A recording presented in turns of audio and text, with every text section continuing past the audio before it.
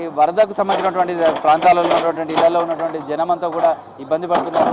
అయితే వాళ్ళకి సంబంధించినటువంటి ఇక్కడే నాన్న మీద లోకలేనా, ఎట్లా ఉంది? నిన్న వరద నుంచి బయటపడ్డట్టేనా?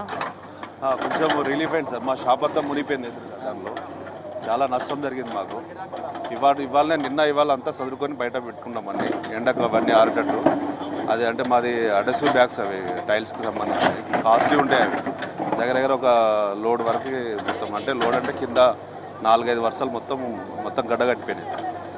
అది ఇప్పుడు మున్సిపల్ వాళ్ళు వచ్చి అంతా అది క్లీన్ చేస్తున్నారు. కొంచెం బాధ అనిపిస్తుంది సార్, అంతే ఏం చేయాలో అర్థం కావాలి.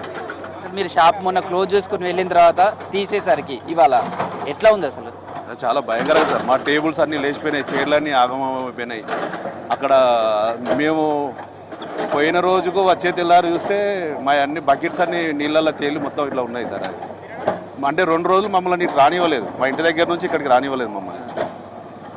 అక్కడ నుంచే దగ్గర 1.5 కిలోమీటర్ దూరం నుంచి చూసినా కూడా ఒక 2వ రోజు ఇక్కడికి వచ్చి చూస్తే మొత్తం షట్టర్ లెవెల్ వెళ్ళిపోతున్నాయి. అప్పుడే అనుకున్నాయి అది నష్టం జరిగింది సో అట్లా.